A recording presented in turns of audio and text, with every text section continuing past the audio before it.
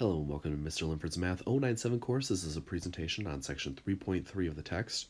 In this discussion, we're going to talk about what are the parent functions to some of the most common function types that we see in algebra, as well as talking about what their domain and range is, and how to go about finding domain algebraically. Now, the first function we're going to talk about is the linear function. This is one of the most basic forms you're ever going to see. It's something we study in Algebra 1 quite a lot. The parent function for this, or the most basic form of a linear function, is f of x equals x. This is also called the identity. And now the identity function, really, it's based off of the slope formula. So a basic function that's linear will have some slope m and some y-intercept b. Well, the most basic form of that is a slope of 1 and a y-intercept of 0. That's the parent function of the linear function. And every other linear function is just a version of this parent function. We either slide it around the graph, we change the slope, we tilt it, we angle it some way, however you want to do that. That's the most basic form of the linear function. Now, if we're talking about the domain to this, think, how far left does this graph go? Well, it continues on pretty much for negative infinity. And how far right does it go? It goes off to positive infinity. So our slope is going to be negative infinity to infinity. Okay, now the next type that we're going to talk about is a version of the slope of the linear function. This is called the constant function. And really a constant function is any function that equals some number, all right, that equals the y-intercept. Basically, a number, for here we have f of x equals 2. This is similar to like y equals 2. We just have some horizontal equation. And this is just a type of a linear function. Its slope is just going to be 0. And the domain of this, pretty obvious. It goes from negative infinity to infinity. Not too much that we're going to do with this in class, but it's good to know. Then we have the quadratic. This is something you're going to be studying quite a lot in courses like Algebra 2, Math 169. Quadratic equations are the first type of really nonlinear function that people study. So if I have a quadratic function, the most basic form to it is f of x equals x squared. And this really just makes a parabola. So a quadratic function is any function of degree 2, meaning that the exponent is going to be a 2. That's the degree. So this particular function, well, it's going to keep going off in this direction, so it's going to kind of go off the screen, and it's going to go off to negative infinity, and it will go off to positive infinity.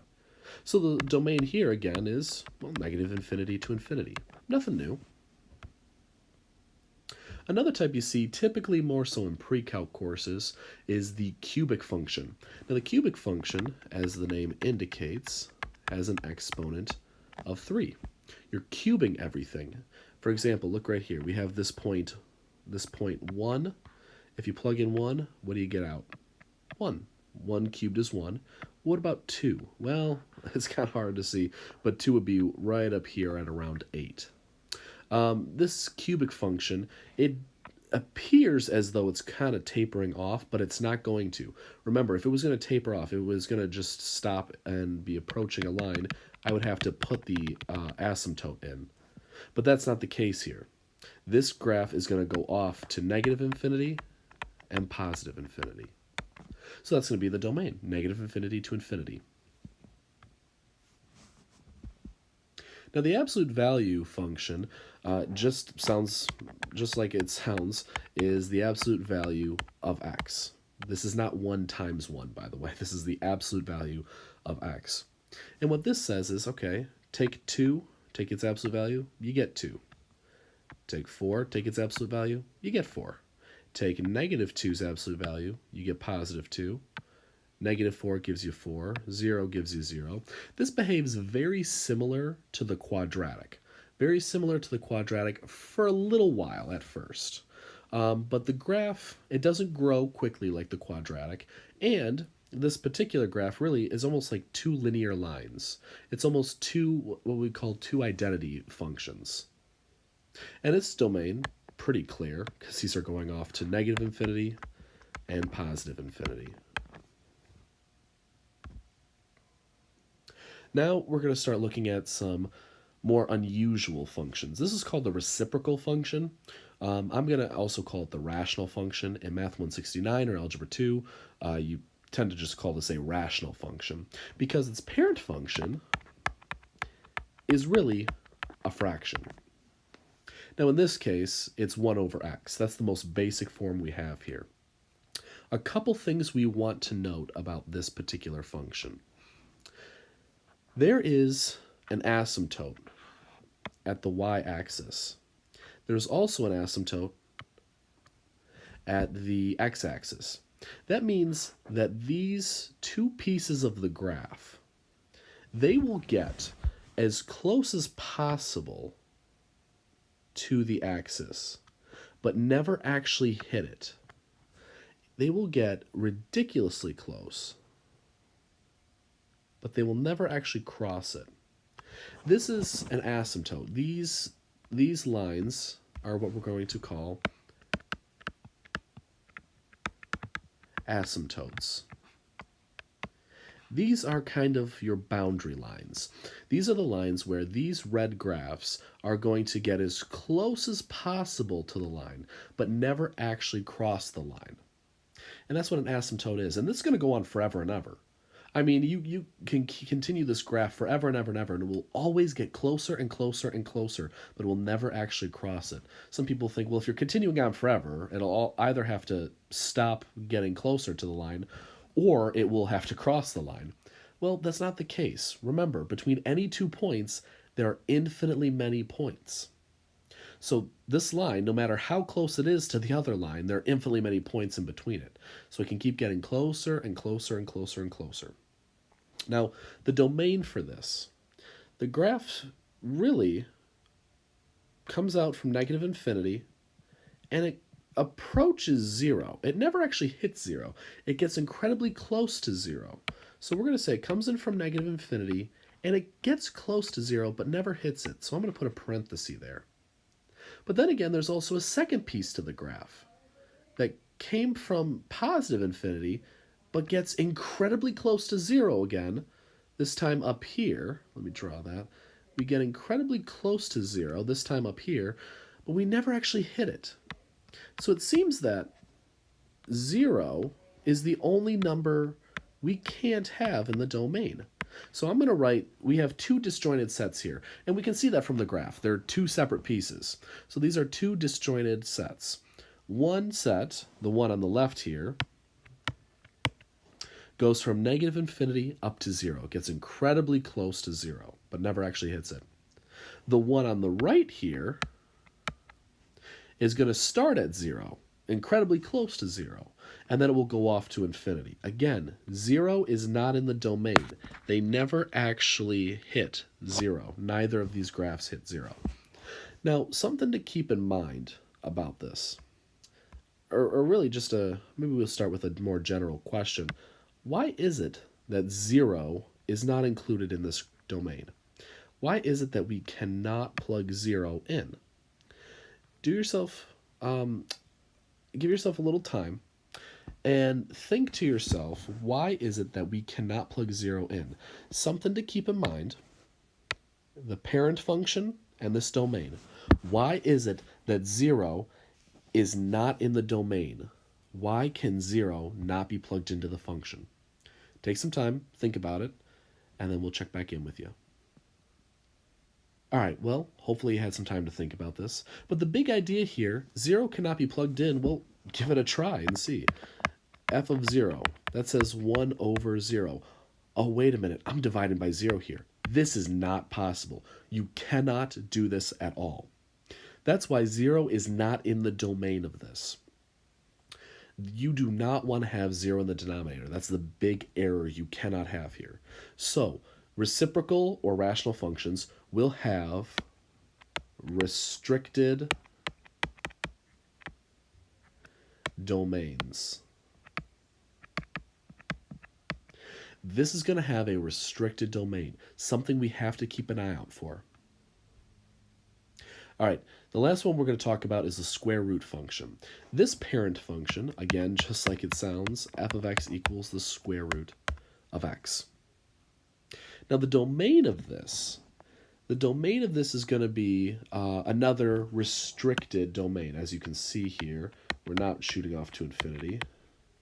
Restricted domain. We're not shooting off to infinity. In fact, we're starting right here at 0, 0. So we start at 0, and we go off to infinity. And I'm going to include 0 here. There's a dot on the graph there. There's not a hole in the graph, so we're going to include 0. That's the domain. Again, take a minute, pause the video, and think, why is it that we're only plugging in numbers from 0 to infinity? Again, look at the function and think about what's going on here with the square root function. All right, well, hopefully you had some time to think about it, but the ultimate idea that we want to go on right here is that square root of x. X is not negative. X cannot be a negative number because we cannot take the square root of negative numbers. Not yet, at least. Not in the real number system. So we are going to say that I want this inside part x to be greater than or equal to 0. I'm going to say that inside part, remember it's called the radicand, I want that inside part to be greater than or equal to 0. That's why we basically have all positive solutions. Now remember, we have all positive solutions and 0. You can take the square root of 0. It's just 0. So before, anytime I asked you to find the domain, you would have to graph the function and figure out, how much is it going off to infinity, negative infinity, is it tapering off somewhere, are there asymptotes? Now what I want us to do is take a look at these example functions, and let's first determine what type of function is this. This first one right here, its exponent is a 2. This is a quadratic. This one right here, its exponent is a very poorly written 3, so this is a cubic. Now, I know automatically what these domains are. Since this is a quadratic function, its domain is negative infinity to infinity. And since this is cubic, its domain is negative infinity to infinity. Let's go back and take a look at those graphs. Let's start with the quadratic. The quadratic is just a parabola. And really, any parabola is based off of this parent function. Any other parabola that I draw in whatever direction is based off of this. Now, one thing to keep in mind, we cannot draw a sideways parabola. This is something totally, completely different. And in fact, it's not a function by the vertical line test. So don't draw a sideways parabola. But every other parabola is really based off of this main one here.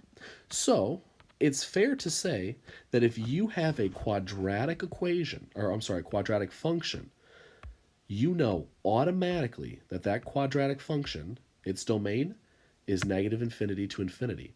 The same thing with cubic.